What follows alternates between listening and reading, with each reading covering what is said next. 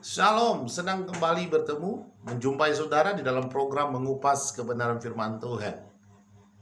Rekan semuanya, hari ini Indonesia dikagetkan oleh satu berita di mana seorang praktisi terkenal, ya kita ingat pada awal tahun 2021 adalah satu praktisi paranormal yang melanglang buana di media, sangat terkenal, media mainstream, meramalkan gonjang-ganjing keadaan bangsa Indonesia, bahkan gonjang-ganjing perpolitikan, termasuk bahwa Presiden Jokowi akan lengser di tahun ini. Nah, sebelum dia melihat semua ramalannya, ternyata dia sudah terlebih dahulu dijemput oleh Sang Penciptanya.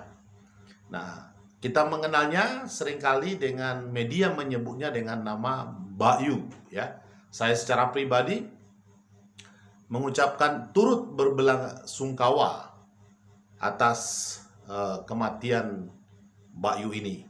Nah, rekan-rekan semuanya, dari peristiwa ini, ya, saya mau mengatakan hati-hati kepada semua tukang ramal. Saya mau mengingatkan paranormal semuanya, para dukun semuanya, ya, bahwa kuasa Allah itu jauh lebih besar dari kuasa roh-roh yang ada di belakang kalian semuanya. Nah, tidak selamanya juga roh-roh yang menjadi kekuatan kalian itu, dia betul-betul akan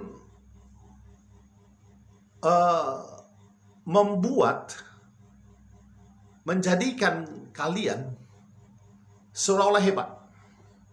Dia akan memberikan satu gambaran satu keadaan yang kalian inginkan untuk 1 kali, 2 kali, 3 kali, mungkin sampai beberapa kali. Tapi ada satu titik nanti, roh yang menjadi sumber kekuatan kalian mampu melihat, seolah-olah kalian mampu melihat ada gambaran kejadian di masa depan itu. Dia justru memakan kalian sendiri. Ya, karena kalian sudah menikmati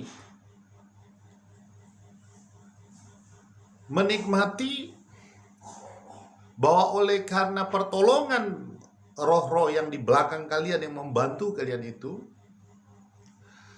kalian dapat ketenaran, kalian dapat uang, kalian dapat apresiasi dari masyarakat yang awam, ya. Tapi saya mau mengingatkan semua praktisi paranormal, dukun, bahkan semua orang yang masih awam juga hari ini berhenti mengagumi para dukun ini, paranormal yang bisa menerawang ini. Dan khusus bagi kalian paranormal dan orang-orang yang menyebut diri orang pintar, praktisi spiritual yang suka menerawang, waktunya nanti kalian sendiri yang akan dimakan oleh roh-roh yang menjadi sumber kekuatan kalian itu. Ingat peristiwa yang lalu, Mama Lauren juga praktisi spiritual, seorang paranormal yang juga waktu itu sama seperti Mbak Yu ini, sangat terkenal. Dia tukang meramal dan sebelumnya ramalannya tepat. Tapi ingat, setan itu kalau sudah dia berikan beberapa kali, nanti dia akan memakan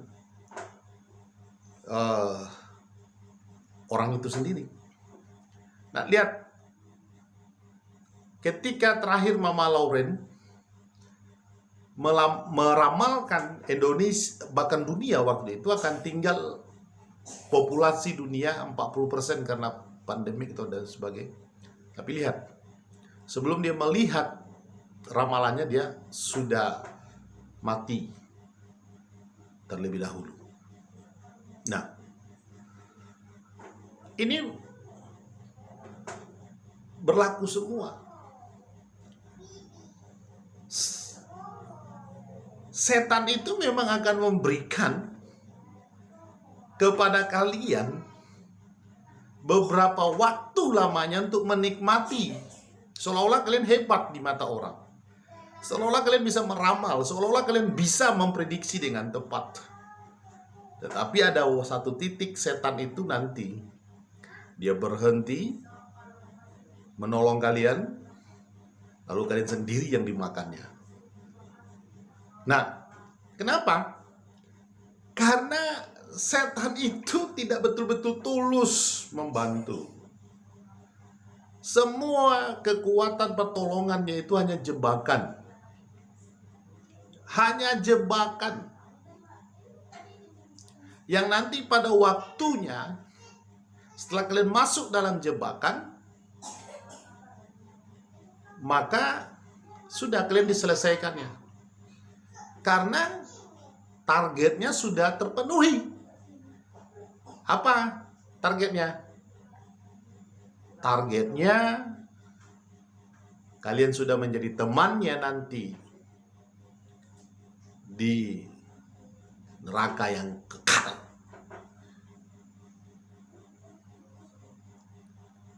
Ya.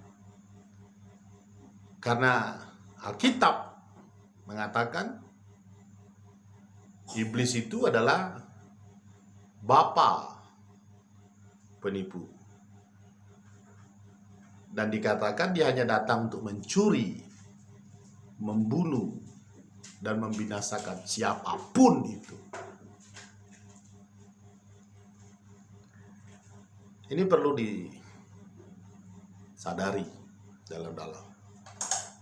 Sekali lagi, sebagai hamba Tuhan, saya mengingatkan,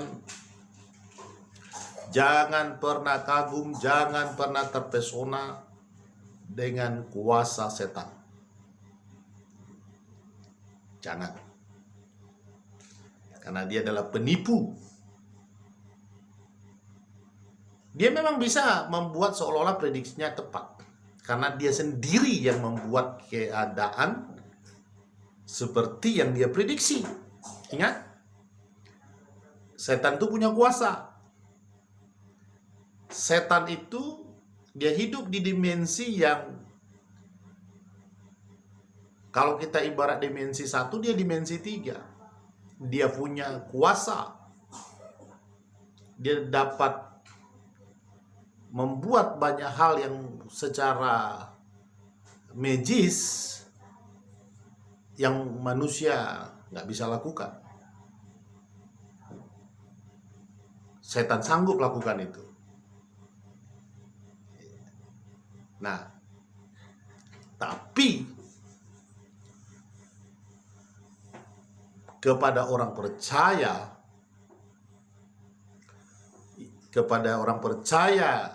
yang sejati dalam Kristus Yesus, semua itu tidak berarti apa-apa.